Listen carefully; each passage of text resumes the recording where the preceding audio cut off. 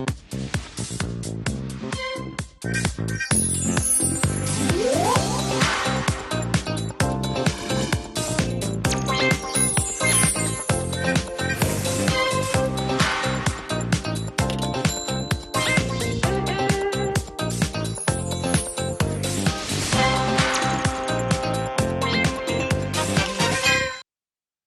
13h, nous y sommes. Bienvenue au rendez-vous des culturels, téléculture.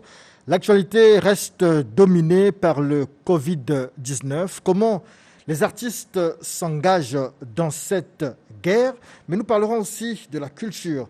À quoi sert-elle? Comment peut-elle contribuer au développement? Invité Dandy Sostène, évangéliste et chanteur. Bonjour Sostène Dandy. Bonjour Monsieur Jazz. Voilà, nous commençons donc ce téléculture avec un clip Stop Corona signé Dumbusion Record. Stop, stop, stop Corona. Stop Corona. Je pense à demain, je pense à mon prochain. Je n'oublie pas de me laver les mains. Je reste confiné, super-héros masqué. Je veux garder les miens en santé. Le corona ne passera pas par moi, non, non. Le Congo stoppera. Dédicace à tous les médecins, infirmiers. Oui, oui, non, on ne vous oublie pas.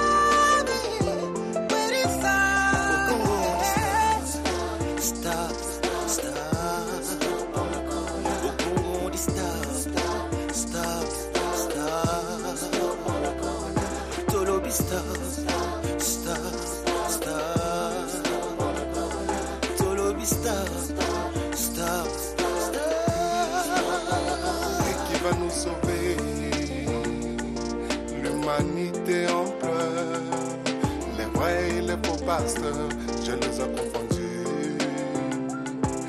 Dieu nous a tourné le dos en nous jetant un sort. Coronavirus, et coronavirus, et à Covid-19.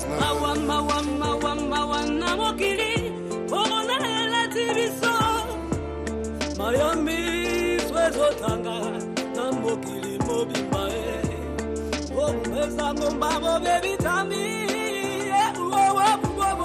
Babo,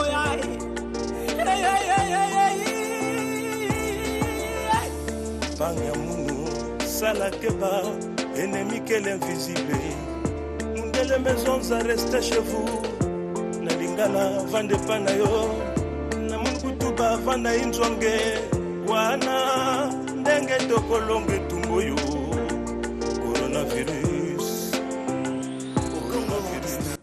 Voilà, c'était là le clip Stop Coronavirus signé Dumbusion Record. Nous allons suivre un deuxième clip dans cette lutte contre le Covid-19. Je l'ai dit, les artistes s'engagent dans ce sens. C'est Covid au Utawapi.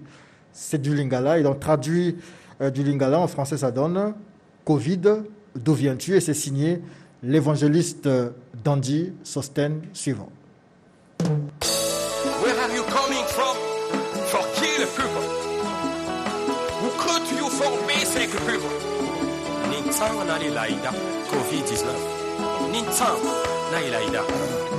Opekisi biso kosala opekisi biso losambo. Okomiti topesa baninga bambote te. Corona nini kaka bakonzi balobi tofana na bandako confinement oblige. L'évangéliste Sostène Dandy alobi totosama ye balobi na biso bamesure wana ekopekisa maladi wana ondimi wana ekota na bandako na biso oyoki yebisa na ndeko na yo.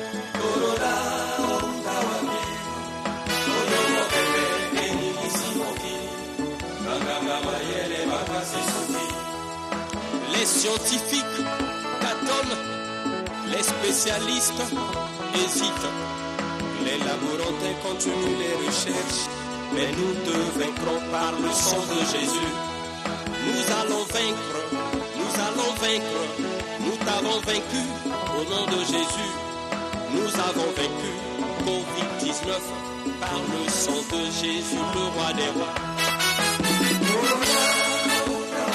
Alobi na biso tosokola maboko ntango nyonso totika mwa bambote ekomi na système ya bluetooth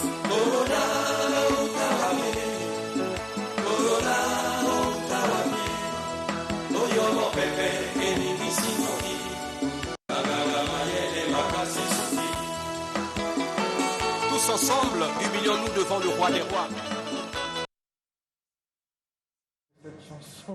Du frère Dandy Sosten, Mbote système à Bluetooth. Donc on se salue comme ça. C'est ça. Alors, comment vous allez, frère Sosten? Comment vous allez? Ça va. D'accord. Alors, ce clip ou cette chanson, je sais que c'est la situation qui vous a inspiré. Est-ce que c'est Dieu qui vous a parlé ou bien c'est votre sensibilité de culturel, d'humain, qui vous a poussé à composer ces textes? Oui, depuis un certain temps, je suis dans un titre Dieu créateur, l'incomparable. Et quand on parle de Dieu créateur, l'incomparable, lui qui m'inspire toujours, c'est lui qui m'a inspiré. Je le confirme haut et fort, c'est Dieu. La situation est là. Mais comme nous les chrétiens nous le disons, si l'Éternel ne bâtit, ceux qui le font en vain. Dieu m'a inspiré ce chant, d'où ça part très vite. Alors, Dieu vous inspire parce qu'on a vu avec la louange, le mur de Jéricho s'est effondré, le mur de Jéricho est tombé. Est-ce que pour le coronavirus, Dieu vous inspire seulement des chansons, des refrains? Il ne vous dit pas que, par exemple, avec votre chanson, vous pourrez terminer, entre guillemets, avec le combat contre le coronavirus? Oui, dans cette chanson, j'ai parlé de Dieu, parce que Dieu est le Tout-Puissant. Et dans cette chanson, j'ai montré que si nous nous repentons de notre orgueil, parce que l'homme devant Dieu, il a souvent oublié que Dieu existe, que Dieu est le Créateur, et sans Dieu on ne peut rien. Et dans cette chanson, je dis donc à Dieu de nous secourir, parce que nous pouvons tout faire, mais puisque nous sommes orgueilleux, Dieu résiste aux orgueilleux.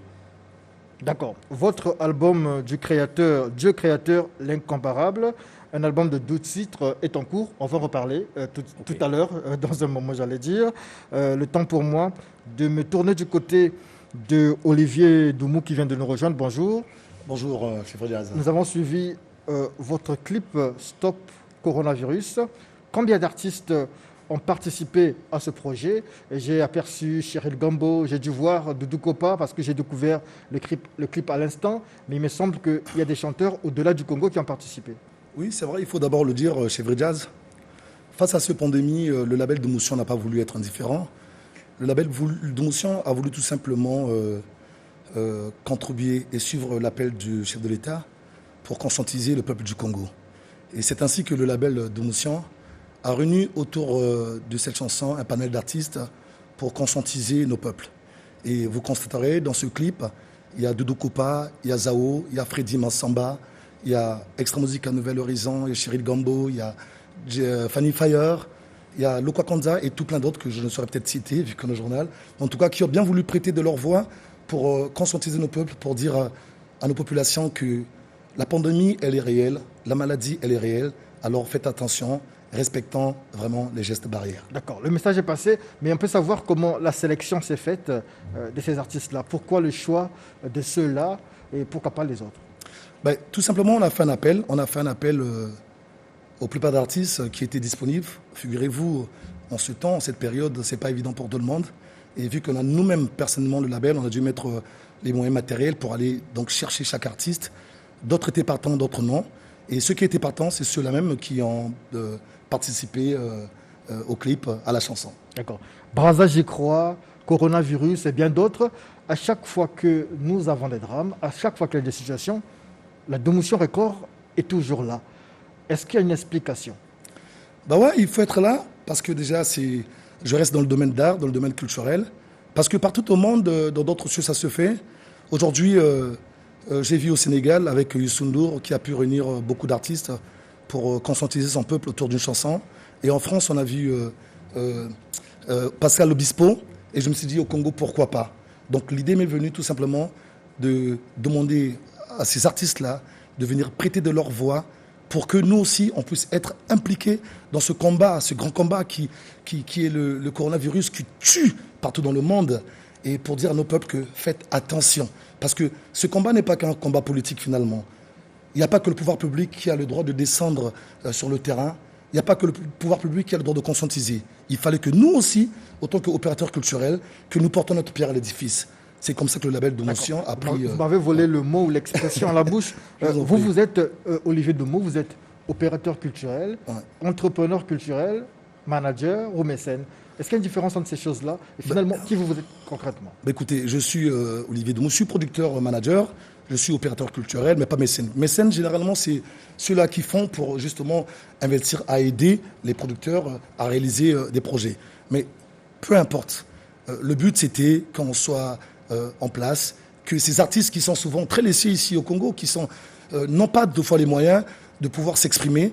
Et nous, la Domotion, on n'a pas attendu l'État pour qu'on puisse réaliser ces projets. On s'est dit, on doit plutôt suivre et accompagner le gouvernement dans ces mesures-là, justement, de conscientiser le peuple. Ce qui a été fait. D'accord.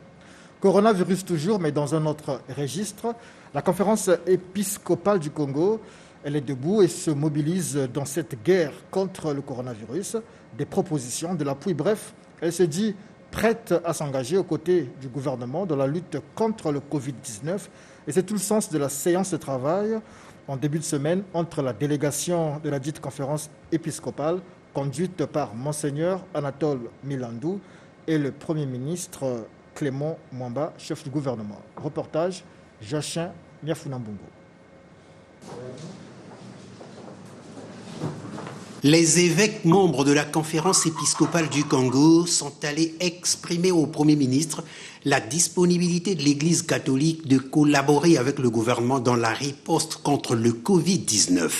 Les évêques ont mis en place une plateforme chargée d'appuyer et de soutenir l'action du gouvernement dans la mission de sensibilisation de la population sur l'existence de la maladie, les dangers qu'elle représente et les différentes règles d'hygiène pour l'éviter. Les évêques ont mis à la table du gouvernement l'existence d'une plateforme qui existe au sein de la conférence épiscopale du Congo pour accompagner justement le gouvernement dans cette mission difficile. Ils ont par ailleurs formulé le vœu de voir le gouvernement renforcer les mesures d'accompagnement pour que soient respectées les règles du confinement. Et les évêques ont mis à la table du gouvernement, en passant par le Premier ministre, un peu des souffrances, des besoins du peuple congolais aujourd'hui.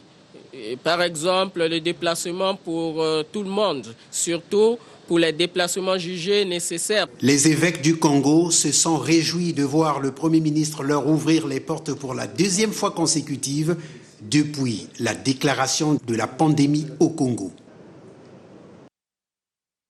Cette fois-ci, il s'agit des principales confessions religieuses du Congo qui se sont réunies ici à Brazzaville. C'était le 6 mai dernier en comité de crise contre le Covid-19 pour élaborer des plans de riposte. Explication, Roland Kindo.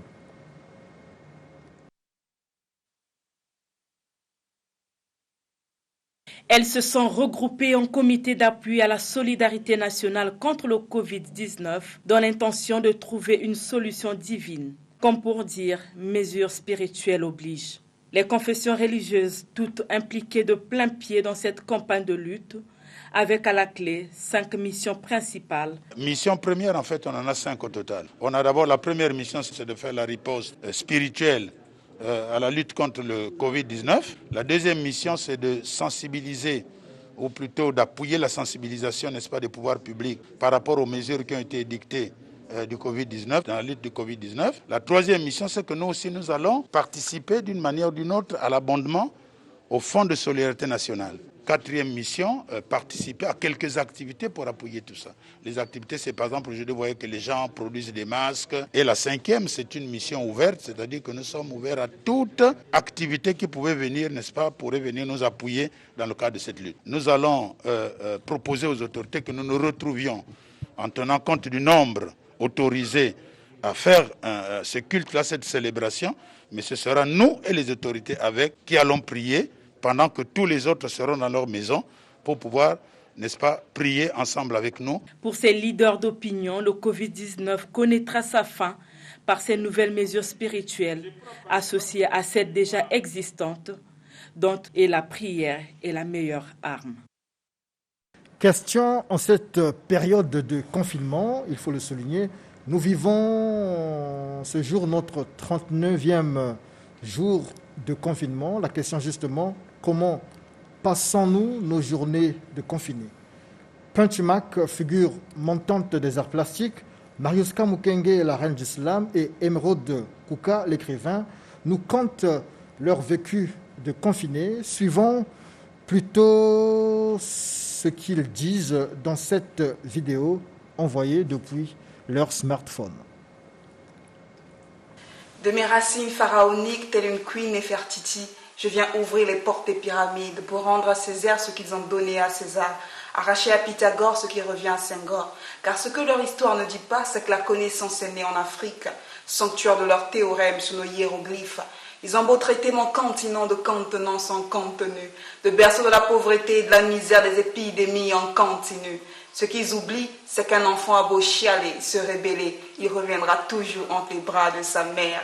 Pendant ce confinement, je m'occupe en lisant quelques bouquins, quelques livres, romans comme recueils de poèmes, en regardant des films, en me concentrant sur mes projets, à essayer de revoir certains projets qu'on avait déjà commencé avant que ce virulent virus n'arrive dans le monde. On doit apprendre à vivre avec pour l'instant, puisqu'on n'a pas encore trouvé de remède pour nous, peuple congolais, pour l'instant. Donc, on ne gagnera rien à nous lamenter, mais plutôt essayons de trouver des solutions.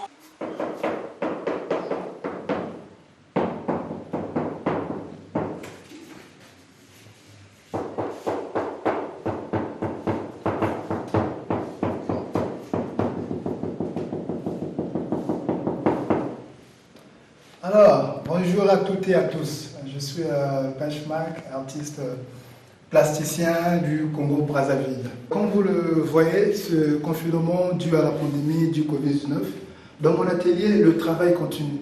Je travaille à plein temps avec des pauses café pour reprendre de l'énergie. Confinement ou pas, les artistes ont toujours du travail dans leurs ateliers. Ça ne finit pas, on travaille. Je suis Emeraude Kouka, écrivain poète. Comme tout le monde, je suis confiné chez moi. Comme tout le monde, j'ai vu pas mal d'activités être reportées s'inédiées. Notamment la pièce de théâtre autour de mon ouvrage Hérésiarque toute la lyre, qui aurait pu être adaptée ce mois à l'Institut français. Aussi, la rencontre internationale de la photographie de Brazzaville, qui est un événement majeur et qui aurait connu sa première, mais qui finalement aura lieu ultérieurement.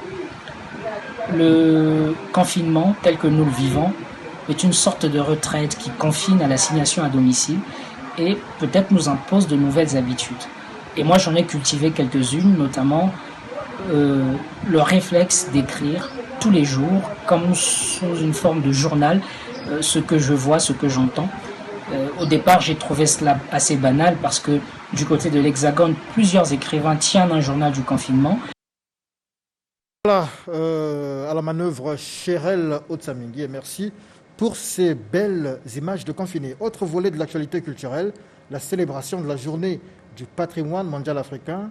C'était le 5 mai dernier, une occasion qui nous a permis de réfléchir sur la notion de patrimoine. C'est quoi le patrimoine et que représente-t-il? Suivant plutôt.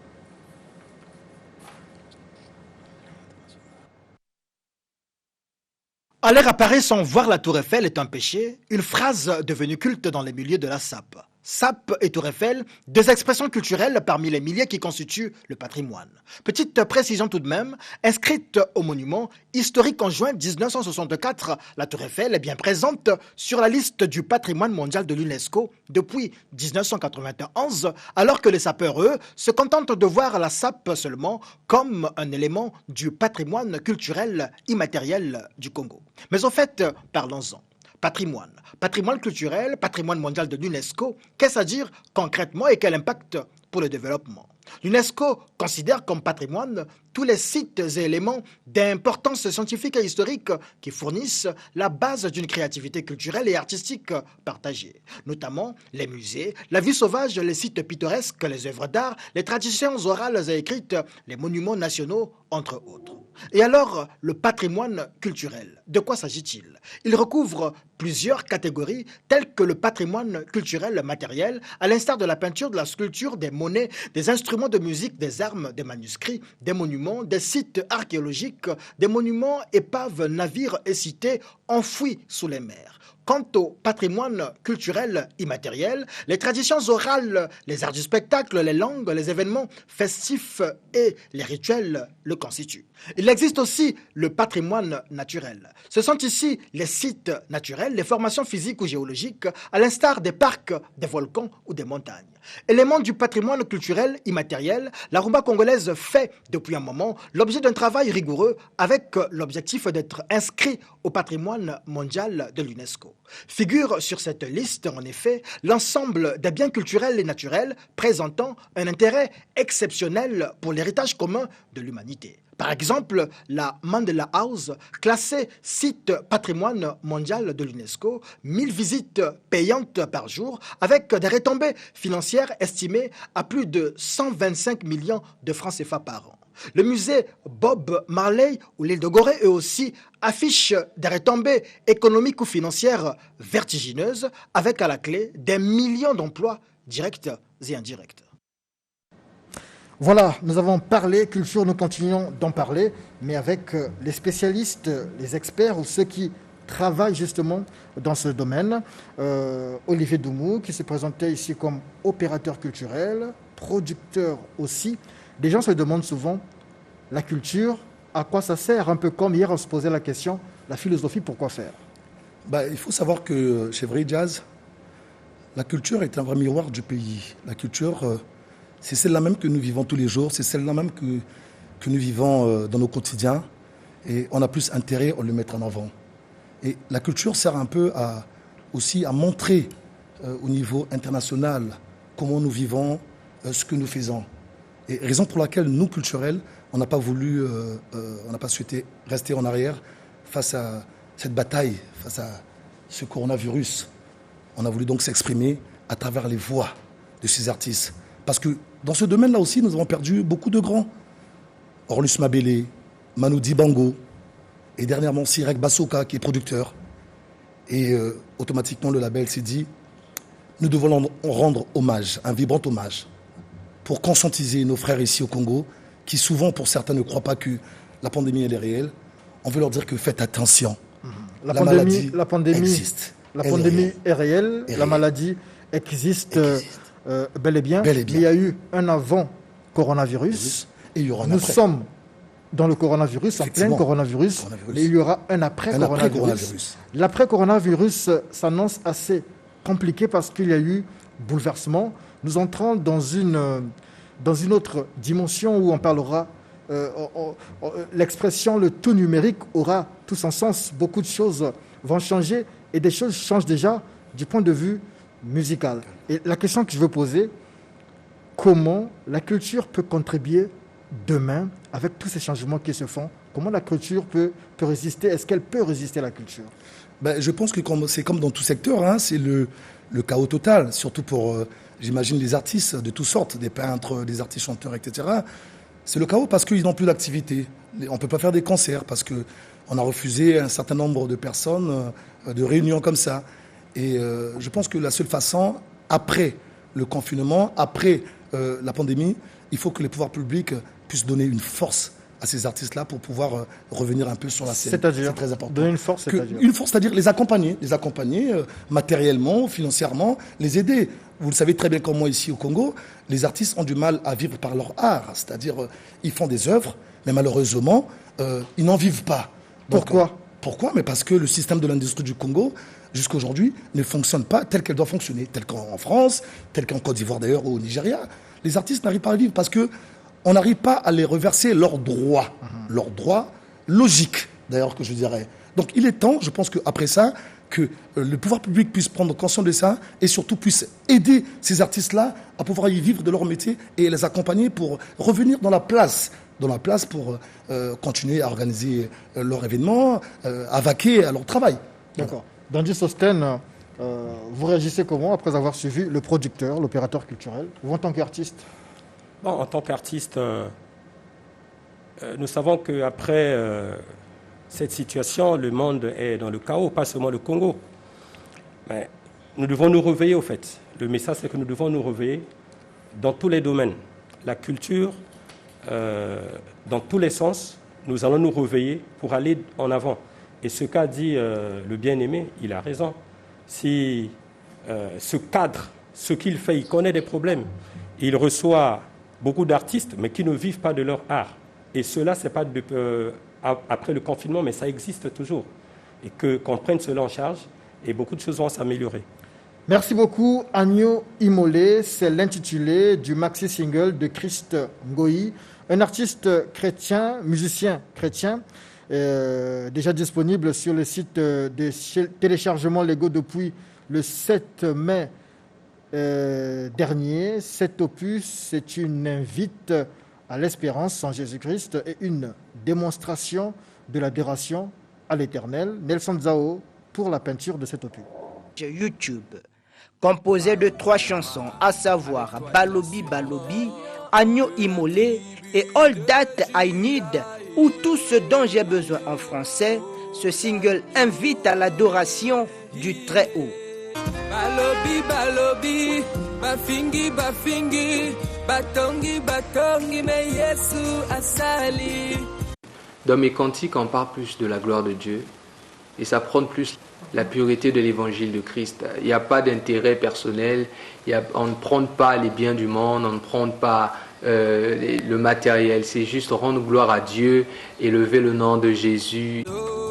Ces chansons sont tirées de l'opus de 7 titres intitulé Agno Imolé, encore en préparation.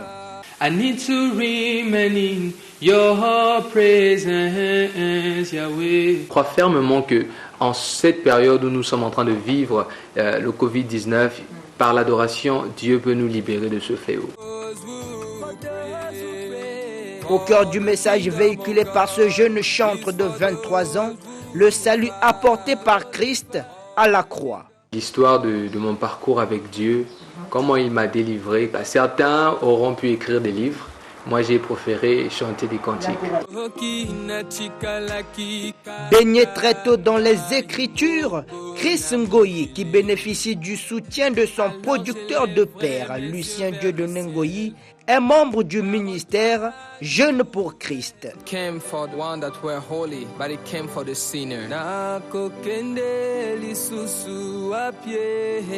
Le rendez-vous est donc pris sur YouTube pour déguster à volonté ce chef-d'œuvre chrétien très inspiré. Téléculture de ce samedi 9 mai 2020 avec Olivier Doumou, merci, et le frère Dandy Sostène, je vous dis merci aussi. Merci à Miguel Yoka pour la réalisation, ainsi qu'à toute l'équipe du côté de la réalisation là-bas et celle du Nodal. Oui, un dernier mot ? Rapidement, c'est la fin. Ces acteurs gouvernementaux, les acteurs de santé, les institutions pour la mobilisation contre le coronavirus. Je voudrais aussi remercier tous ces artistes qui ont prêté de leur voix bénévolement pour accompagner ce grand projet qui, de ma part, a vraiment un sens. Merci. Et je remercie la Fondation Kibonit qui nous accompagne aussi. Merci. En lingala, on appelle ça Mabanga. Bon, c'est vous allez passer à la direction commerciale. Merci. Merci.